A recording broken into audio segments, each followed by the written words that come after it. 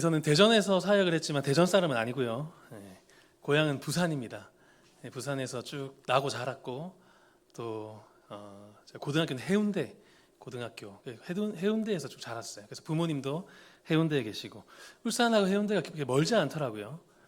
차가 이렇게 잘 갈 때는 한 40분, 조금 밀리면 1시간 정도고 저희 어머니도 지금 해운대에 계시고 사실 제가 울산을 자주 올 일은 없었지만 그래서 제가 울산을 가게 됐을 때는 마음이 그렇게 낯설거나 어렵진 않았어요. 이제 고향 가까운 데 가니까 정서적으로도 가깝고 또 고향 가는 느낌이 있고 또 마음이 편안함이 있었습니다.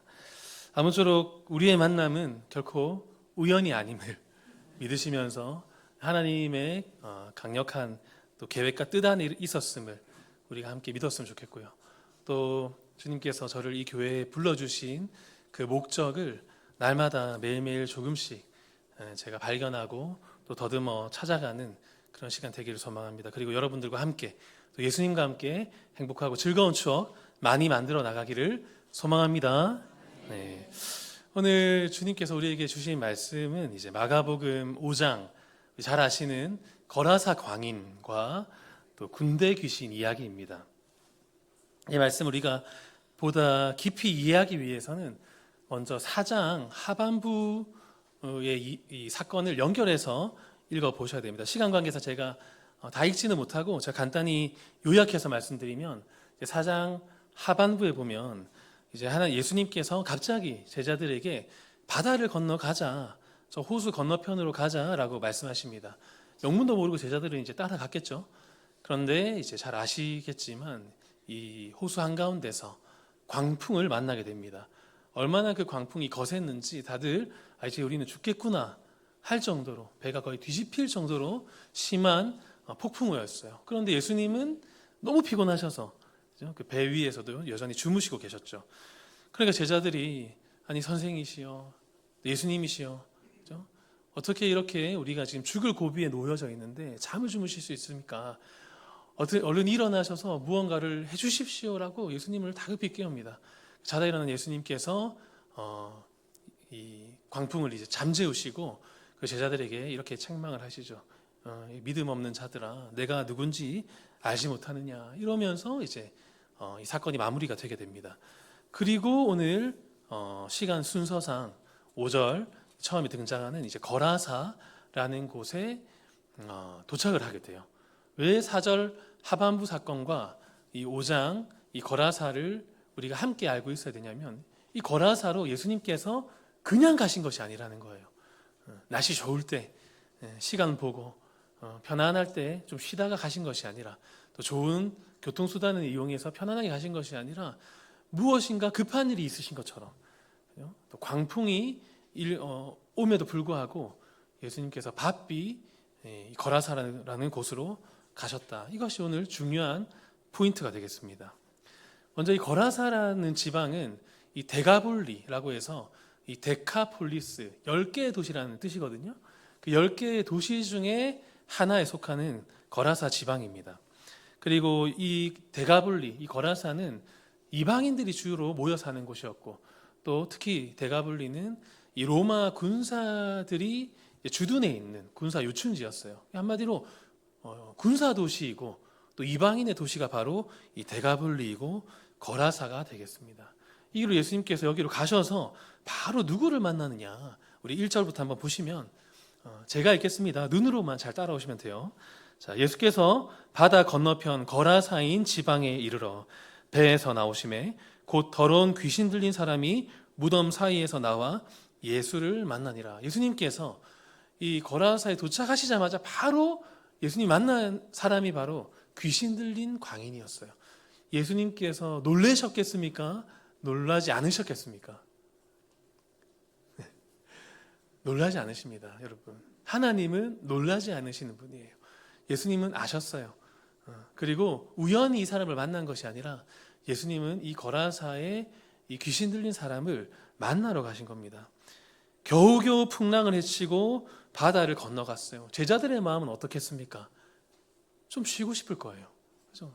직전에 죽다가 살았기 때문에 어디 숙소에 들어가서 하루 이틀이라도 좀 쉬고 사역을 하시면 좋겠는데 예수님은 그러한 제자들의 마음을 아시는지 모르시는지 바로 무덤가로 가셔서 귀신 들린 사람을 만나십니다.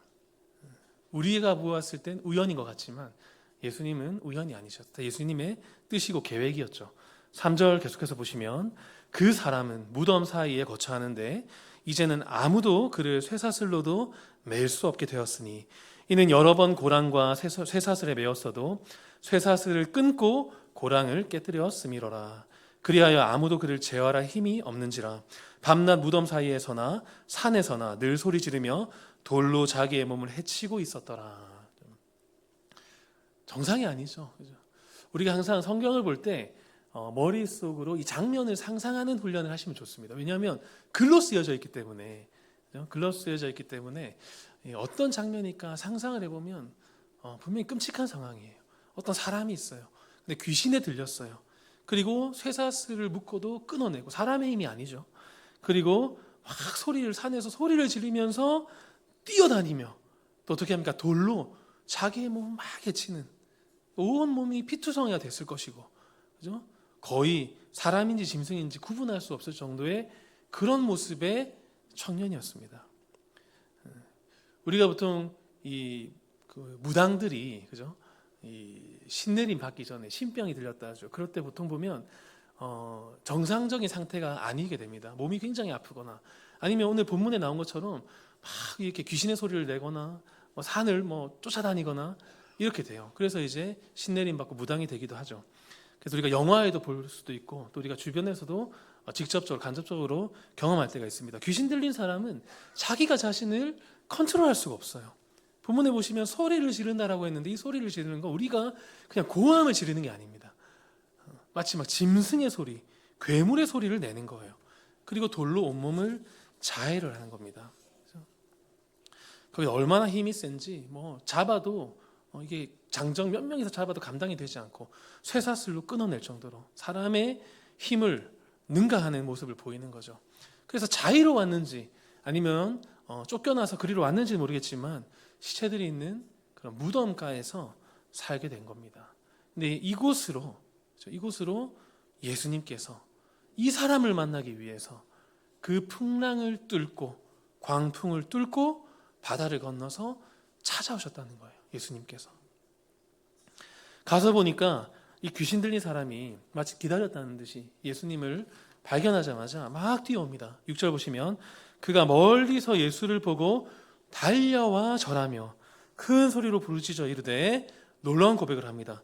지극히 높으신 하나님의 아들 예수여. 귀신이 너무나 수준 높은 신앙 고백을 하는 거예요. 멀리서 예수님을 발견하고 달려와서, 그죠? 여러분 멀리서 목사님 만나면 달려옵니까? 돌아가시죠. 달려왔다는 거예요.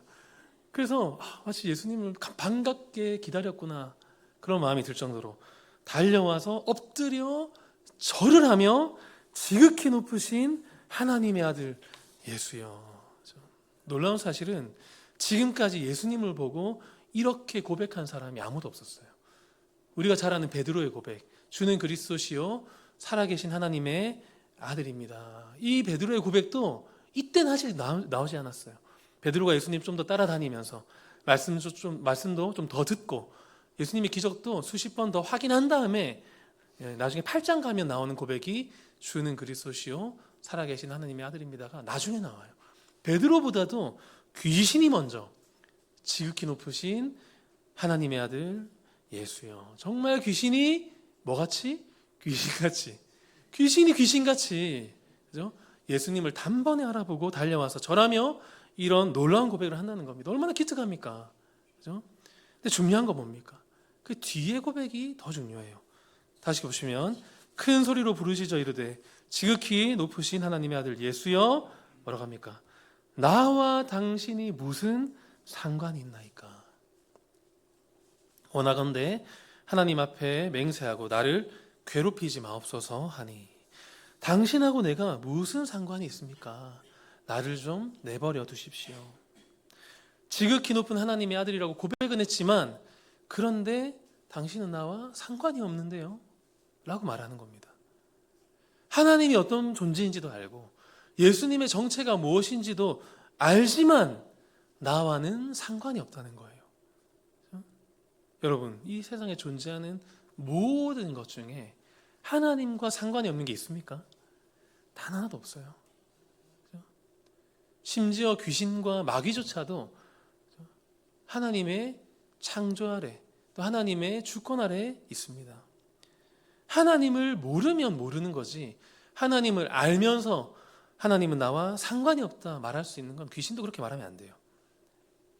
예수님의 실체를 너무나 정확하게 알고 있지만 그럼에도 불구하고 하나님의 통치 아래에는 들어가기를 거부하는 겁니다. 여러분, 이것이 바로 마귀의 속성이에요. 마귀의 속성. 마귀는 뭡니까? 하나님을 인정하지 않는 것이 아니에요. 마귀는 하나님을 안 믿는 게 아닙니다. 하나님을 믿어요. 믿지만 하나님과 상관하고 싶어 하지 않는 거예요. 여러분, 불신자들의 심리가 똑같습니다. 여러분, 무신론자들은 하나님이 없다고 말하잖아요. 그죠? 그럼 하나님이 없는 걸 증명해보라고 하면 증명할 수 없어요. 없는 걸 어떻게 증명합니까? 없는 건 증명할 수가 없어요. 정말로 없다면 없는지도 몰라요. 본인이 하나님이 없어라고 하는 순간 자기 입으로 하나님을 말했잖아요. 그죠? 그럼 그 사람들은 그 마음 안에 어떤 본성이 있기에 하나님이 저토록 없다고 하는 것일까? 그 마음 본성에 뭐가 있냐면 하나님이 없기를 바라는 거예요. 하나님과 상관하고 싶지 않은 겁니다. 왜 그렇겠습니까? 하나님이 계신다라는 것을 인정하고 하나님과 상관하기 시작하면 이제 내가 살던 대로 살 수가 없어요. 나는 여전히 그죠? 내 마음대로, 내 욕심대로, 내가 돈 벌어서 내 마음대로 쓰고 내 시간 내 마음대로 활용하고 놀고 싶을 때 놀고 사고 싶을 때 사고 먹고 싶은 대로 먹고 누리고 싶은 대로 누리고 싶은데 하나님이 있다라는 것을 인정해버리면 이제는 내가 내 마음대로 살기가 너무 불편해지는 겁니다. 그래서 하나님이 없다고 믿는 마음이 아니에요. 하나님이 없기를 바라는 마음입니다. 마귀의 마음과 똑같은 거예요. 상관하고 싶어 하지 않은 거예요. 근데 마귀가, 귀신이 자신을 괴롭히지 말고 떠나달라라고 하는 그 귀신에게 예수님께서 뭐라고 말씀하십니까? 8절 보시면 이는 예수께서 이미 그에게 이르시기를 더러운 귀신아 그 사람에게서 나오라 하셨습니다. 이에 물으시되 내 이름이 무엇이냐 이르되 내 이름은 군대니 우리가 많음이니이다 하고. 우리가 많음이니이다. 많으면 어쩔 거라는 거예요. 많든 적든 예수님에게는 아무 상관이 없어요. 그런데 예수님께서 놀라운 질문을 하십니다. 그 귀신 들린 광인에게 하나님을 부정하고 나에게서 떠나가라라고 소리 지르며 외치는 그 광인에게 예수님께서 나지막히 매우 신사적으로 뭐라고 물으십니까? 내 이름이 무엇이냐? 내 이름이 무엇이냐? 여러분, 하나님의, 예수님의 회복사역, 치유사역은 무엇에서 시작하는 것입니까? 내 이름이 무엇이냐라는 그 묻는 질문에서부터 예수님의 회복이 시작이 되는 겁니다. 여러분, 이름을 묻는다는 게 뭘까요? 이름 안에는 많은 의미가 담겨 있는 겁니다. 이름은 곧 정체성이에요. 우리가 우리의 정체성을 무엇으로 인지하는가? 거기서부터 우리의 회복이 시작이 되는 겁니다. 우리 병원을 가면 제일 먼저 하는 게 뭡니까? 약부터 타는 게 아니죠. 의사 선생님을 만나서 진단부터 받는 거예요. 내 지금 현 상태가 어떤가 정확하게 파악하는 데서부터 진정한 회복이 시작이 되는 겁니다. 예수님께서 오늘날 우리에게도 동일하게 물으십니다. 너의 이름이 무엇이냐? 너의 정체성이 무엇이냐? 너는 너의 정체성과 신분을 무엇이라고 인식하고 있느냐? 아니면 인식했던 그 정체성을 지금은 희미해져 있지는 않으냐? 그렇게 먼저 물으십니다. 왜 물으시겠습니까? 우리를 회복시키기 위해서입니다.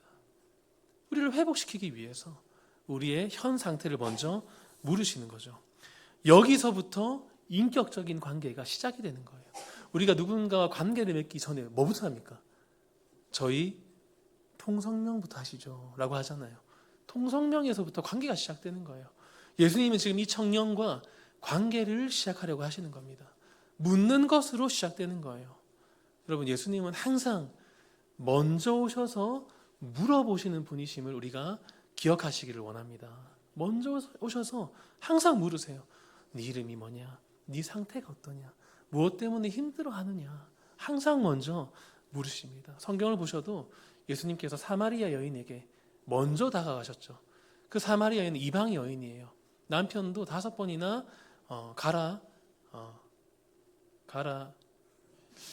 제가 주일에 전문 용어로 갈아치웠던 그런 여인입니다. 그럼에도 불구하고 예수님께서 모두가 꺼려하는 그 여인에게 먼저 다가가셔서 말을 거십니다. 지금 나에게 물을 한 잔 줄 수 있는가? 그랬던 것처럼 이 광인, 도저히 대화라는 것은 불가능한, 소리를 지르며 온몸에 자해를 하며 피투성이가 되어서 무덤가를 뛰어다니던 그 광인에게 예수님께서 그냥 가신 것도 아니시고 광풍을 뚫고 가셔서 물으십니다. 네 이름이 무엇이냐? 아무도 이 청년에게는 말 걸고 싶지 않았어요. 대화도 되지 않았고, 그죠? 말도 걸기 싫은 상태에서 귀신 들리기 전에는 누군가의 아들이고 누군가의 친구이고 누군가의 이웃이었을 텐데도 귀신이 들어가는 순간 아무도 말 걸고 싶어 하지 않는 청년에게 예수님은 이름을 물으십니다. 물론 귀신 들린 자에게 물어보시는 질문이지만 저는 이 말씀을 읽을 때마다 순간적으로 제 마음에 드는 마음이 있어요. 이 청년 참 좋겠다. 왜? 예수님께서 오셔서 이름을 물어보시는 거예요. 물론 예수님은 제 이름을 알고 계신다고 저는 믿습니다. 우리 잘 아시는 찬양 중에 내 이름 아시죠? 네. 제가 끝까지 불러야 됩니까? 예수님은 제 이름을 아세요. 그래도 이름을 물어봐 주시면 너무 좋을 것 같아요. 왜냐하면 나에게 예수님께서 관심을 보여주시는 거기 때문에, 관심이 있으시다는 걸 제가 알고 있는 것과 확인하는 건 다르기 때문에 나에게도 찾아오셔서 이름을 물어봐 주시면 얼마나 황홀할까, 저는 그런 생각이 들어요. 요즘에 임영웅 여전히 인기 좋습니까? 요즘 좀 시들합니까? 네, 한때는 대단했잖아요, 그죠? 혹시 임영웅 콘서트 자녀분께서 보내주신 분 계십니까?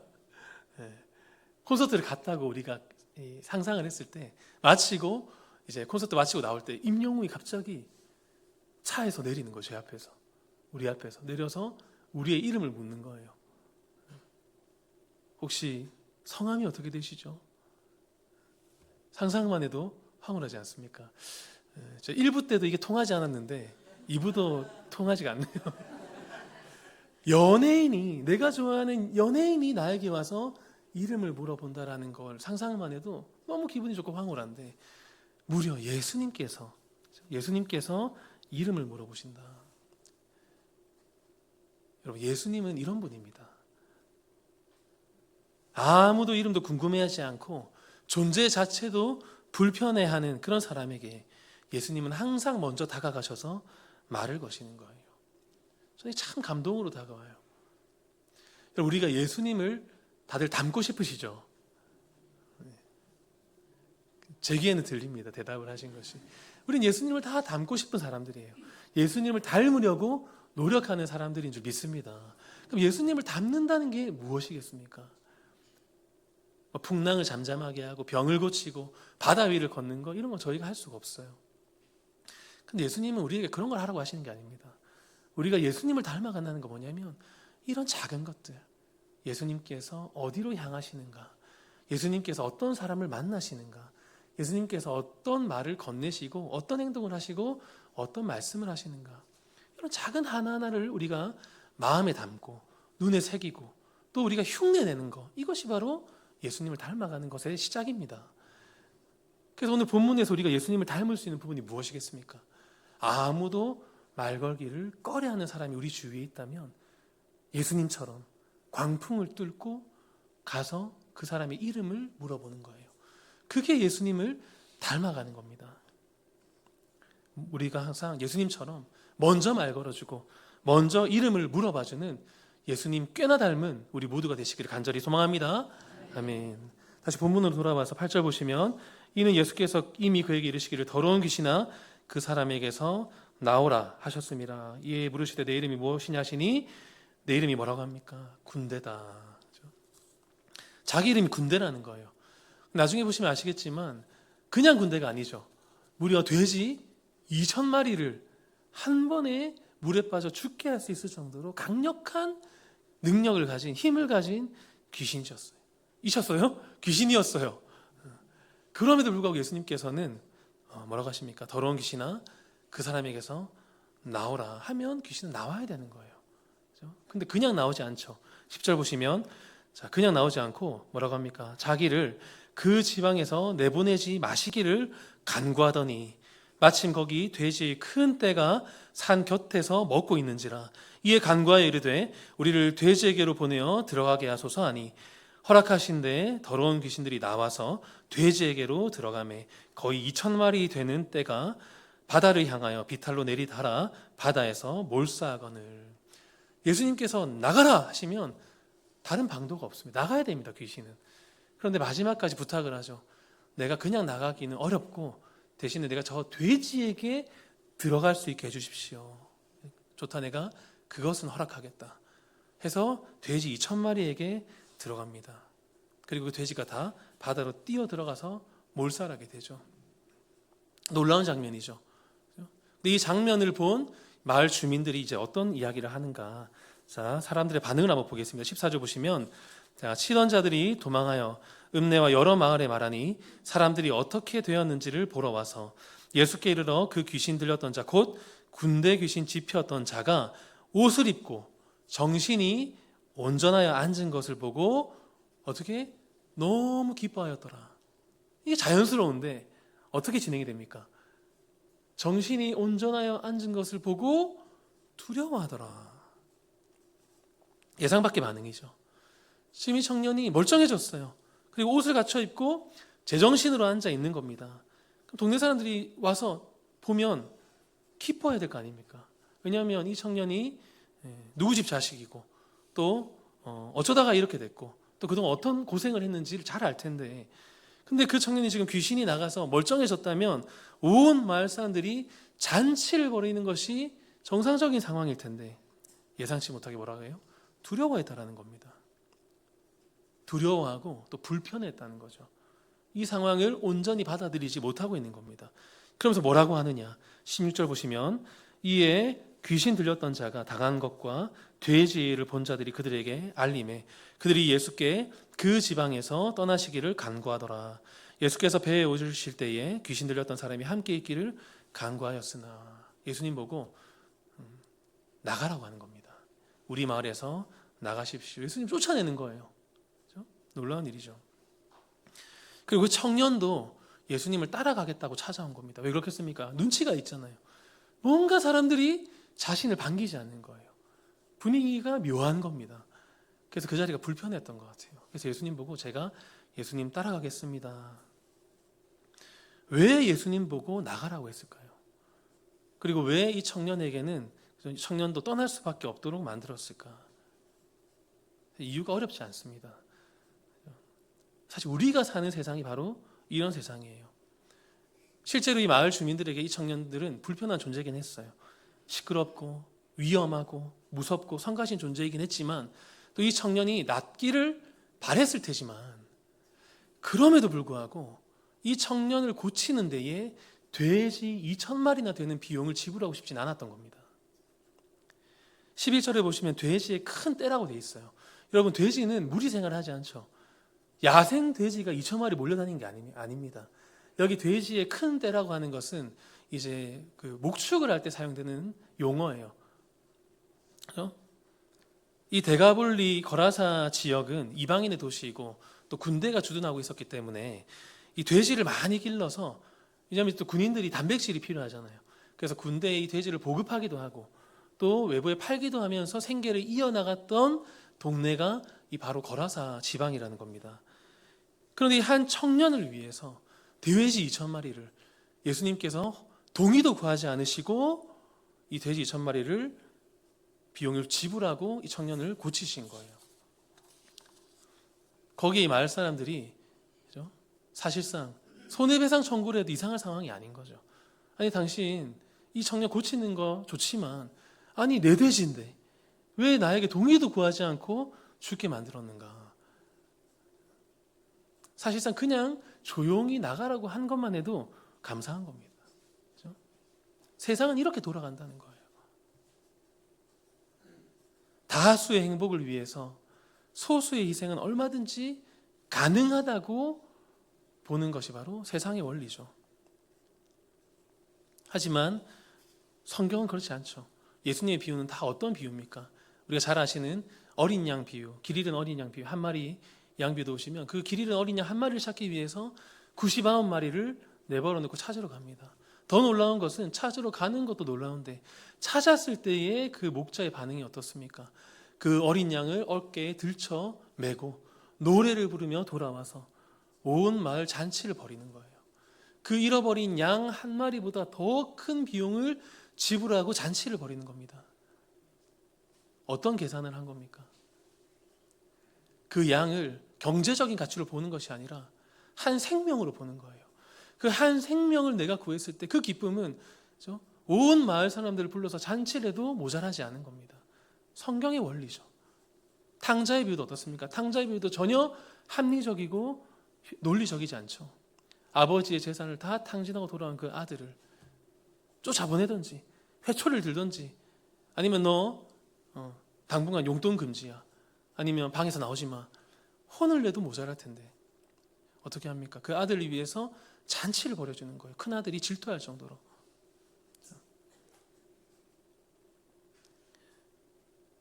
이게 바로 하나님 나라의 합리이고 하나님 나라의 효율이고 하나님 나라의 수학인 겁니다. 그래서 주님이 2,000마리의 귀신, 2,000마리의 돼지를 희생해서 한 사람의 인생을 건져내신 이런 일은 전혀 어색한 것이 아니에요. 하지만 세상은 너무 어색해하고 불편해하고 두려워한다는 겁니다. 우리는 일주일 동안 이러한 세상에서 살다가 오늘 주일에 예배드리러 오신 겁니다. 그래서 우리는 여러분 예배를 정말 성의 있게 마음을 다해서 드려야 되는 이유가 여기 있는 거예요. 우리도 모르게 우리의 생각과 사고와 가치관이 세상에 물들어 있고 세상의 때를 묻어온 우리의 영혼이 예배를 통해서 다시 한번 정화되고 우리의 잃었던 우리 삶의 방향이 다시 한번 말씀으로 재조정되고 다시 한번 우리의 신분을 자각하고 정체성을 회복하고 돌아가는 자리가 바로 이 예배의 자리인 줄 믿습니다. 우리는 교회입니다. 교회는 뭡니까? 하나님의 나라의 통치 방식대로 살아가겠다고 결단한 사람들이 모인 곳이 바로 교회예요. 그런 우리는 세상의 셈법을 따르면 안 됩니다. 오늘 본문의 예수님은 결과적으로 돼지 2,000마리지만 돼지 2억 마리를 희생해야 된다라고 하더라도 예수님은 동일하게 광풍을 뚫고 이 한 청년을 구하러 오셨을 겁니다. 저는 그렇게 믿습니다. 마지막으로 우리가 놓쳐서 안 될 것이 있습니다. 이렇게 정상으로 돌아온 이 청년이 그 이후로 어떻게 되었는가? 18절 보시면 예수께서 배에 오르실 때에 귀신 들렸던 사람이 함께 있기를 간과하였으나 허락하지 아니하시고 그에게 이르시되 집으로 돌아가 주께서 내게 어떻게 큰 일을 행하사 너를 불쌍히 여기신 것을 내 가족에게 알리라 하시니 그가 가서 예수께서 자기에게 어떻게 큰 일을 행하셨는지를 데가볼리에 전파하니 모든 사람이 놀랍게 여기더라. 여러분 우리도 예수님께서 우리를 만나주시고 그를 통해서 말씀을 통해서 또 예수님과의 만남을 통해서 회복받고 또 위로받기를 간절히 원하는 줄 압니다. 근데 중요한 것은 우리가 회복받고 또 성장하고 성숙한 이후에 우리가 무엇을 할 것인가가 더 중요한 거예요. 우리가 왜 회복받아야 하고 왜 성장해야 하고 왜 성숙해야 하는가? 바로 말씀에 나오듯이 그 하나님의 하신 일을 전하는 복음 전달자로서의 사명자로 살아가야 하기 때문입니다. 예수님은 항상 회복으로 끝나지 않으세요.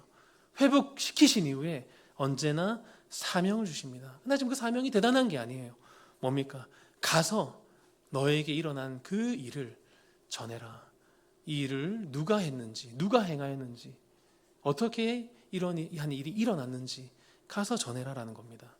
여러분, 우리는 하나님의 값없는 은혜를 받은 사람입니다. 예수님 우리에게 은혜를 주시기 원하시고 복 주시기를 원하시는데 우리가 주님께 뭘 드릴 수 있는 건 없어요. 우리가 구원이라는 것이 우리의 공로로 인해서 받은 것이 아니지 않습니까? 값없는 공로로 우리는 구원을 다 받은 사람들입니다. 그런데 예수님께서 또 하나님께서 딱 하나 사실 원하시는 게 있어요.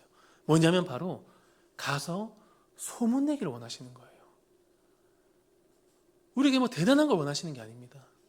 우리가 받은 은혜, 우리가 받은 회복, 우리가 받은 기쁨, 우리에게 새롭게 생겨난 그 소망, 그 이유와 근거 되시는 그 하나님을 세상에 전해라. 제발 전해달라. 예수님께서 우리에게 원하시는 것은 그거 하나입니다. 예수님을 만나면, 예수님을 만남으로 회복이 되면 거라사의 이 광인도, 귀신 들렸던 사람도 복음 전달자로서의 사명을 부여받을 수 있는 거예요. 그리고 얼마든지 감당할 수 있는 겁니다. 하나님을 전하는 일은 어떤 대단한 능력이나 대단한 어떤 재력이나 대단한 여유가 있어야지만 할 수 있는 것이 아니라 예수님 제대로 만나서 제대로 은혜 받은 사람은 얼마든지 하나님을 또 예수님을 그 복음을 전할 수 있는 사명을 부여받은 것이고 감당할 능력 또한 함께 부여받은 것입니다. 제자들도 마찬가지죠. 제자도 누구 하나 그렇게 뛰어난 사람이 있는 건 아닙니다. 다 우리와 비슷한 사람들이에요. 하지만 예수님께서 그 제자들을 공생의 내내 여기저기 데리고 다니십니다. 이유가 뭐겠습니까? 사실 예수님은 사역 혼자 하시는 게 더 편해요. 이 제자들 따라다녀봤자 번거롭고 또 예수님 마음 아프게 하는 질문이나 하고 더 신경이 쓰입니다. 혼자 하시는 게 훨씬 편함에도 불구하고 왜 이 제자들을 3년 내내 같이 동고동락 하시면서 데리고 다니셨겠습니까? 내가 하는 일을, 내가 하는 사역을, 내가 하는 말과 행동을 너희 눈에 다 담아 놓아라. 너희 마음에 다 새겨 놓아라. 그리고 내가 나중에 없을 때 너희가 내가 하던 일을, 아니 더 큰 일을 너희가 행할 수 있을 것이다. 그리고 훈련시키기 위해서 데리고 다니신 거 아닙니까? 그리고 우리에게도 왜 이러한 말씀을 주십니까? 우리도 할 수 있다는 거예요. 우리가 말씀을 볼 때 언제나 그 말씀이 성경 안에 갇혀있는 말씀으로 우리가 제한해서는 안 됩니다. 항상 그 말씀이 살아서 우리의 삶에서 역사하시고 또 이 말씀에 모든 일어났던 수많은 믿음의 선배들의 놀라운 일들이 우리의 삶을 통해서 재현되고 다시 구현되기를 간절히 바라는 마음으로 성경을 보셔야 되는 거예요. 그렇게 훈련을 하시는 거죠. 우리도 할 수 있기 때문에. 그래서 우리는 언제나 회복해서 그칠 것이 아니라 위로해서 그칠 것이 아니라 은혜에서 그칠 것이 아니라 은혜 받은 자로서 이제 어떻게 살아가야 할 것인가까지 늘 도달하시는 그런 성숙한 우리 모두가 되시기를 소망합니다. 말씀을 정리하겠습니다. 오늘 이곳에는 아마 다양한 사연과 과정을 통해서 이 자리에 앉아 계시리라 믿습니다. 어떤 분은 믿는 가정에서 태어나셔서 예배의 자리에 나오는 것이 너무나 자연스럽게 나오시는 분도 계실 것이고 또 어떤 분들은 아직 믿은 지 얼마 안 되셔서 마치 이 본문에 나왔던 이 거라사의 광인같이 예수님은 내가 알고는 있었지만 나와 상관없기를 바라며 살다가 어떠한 계기를 통해서 예수님을 만나고 믿음을 가지고 또 이렇게 예배의 자리에 나오신 분들도 또 많이 계실 거라고 저는 생각합니다. 중요한 것은 어떠한 계기로 이 자리에 나왔는가가 중요한 것이 아니라 그 모든 과정 가운데 동일하게 역사하시는 그 하나님의 역사가 무엇인가 이것을 우리가 발견하셔야 돼요. 어떻게 어떤 역사가 있었습니까? 오늘 본문처럼 예수님께서 광풍을 뚫고 우리가 기다리든 기다리지 않든 우리를 먼저 찾아오셔서 우리의 이름을 물으시고 우리를 만나주시고 우리를 회복시켜 주셨기 때문에 우리가 이 자리에 나와서 예배를 드릴 수 있는 것임을 기억하시기를 소망합니다. 하지만 여전히 우리 안에는 죄성이 남아있어서 가끔은 하나님이 나와 상관없었으면 좋겠고 예수님 나와 상관없었으면 좋겠다라는 마음으로 도망치려고 하는 우리임에도 불구하고 계속해서 반복적으로 폭풍우를 뚫고 우리를 찾아오셔서 계속해서 우리에게 이름을 물어주시고 우리의 마음을 만지시고 우리를 회복시켜 주시는 우리를 새롭게 하시되 늘 다시 새롭게 하시는 그 예수님을 우리 오늘 이 말씀을 통해서 실감나게 만나시고 마음에 담아두시기를 소망합니다. 그리고 나 하나 회복된 것에서 그치지 않고 오늘날 우리도 이 예수님의 제자들처럼 또 말씀에 나와 있는 또 역사 속에 있었던 수많은 믿음의 선배들의 그 뒤를 이어서 우리 주위에 거라사는 어디인지, 우리 주위에 거라사의 광인은 누구인지 아무도 찾아가지 않고 말을 걸어주지 않고 외롭고 고통 속에 거하고 있는 사람이 누구인지를 예수님의 눈으로 발견해서 마치 예수님이 광풍을 뚫고 우리를 찾아오셨던 것처럼 우리도 그 사람을 향해서 세상의 계산법을 들이대지 아니하고 하나님 나라의 계산법으로 광풍을 뚫고 한 영혼을 찾아 달려나가시는 우리 모두가 되시기를 간절히 바랍니다. 그래서 우리 선한 이웃, 우리 교회를 통해서 생명력 넘치는 그 복음 전도의 역사가 주님 다시 오시는 그날까지 끊임없이 계속해서 이어지기를 간절히 원하고 또 그렇게 원하시는 그 예수님의 소원이 우리를 통해서 이루어지기를, 그래서 대한민국의 아니 전 세계의 그 어느 교회보다 가장 하나님 기쁘시게 하고 하나님 마음을 시원케 해드리는 우리 선한 이웃 우리 교회 또 저와 우리 모두가 되시기를 주님의 이름으로 간절히 소망합니다. 기도하겠습니다.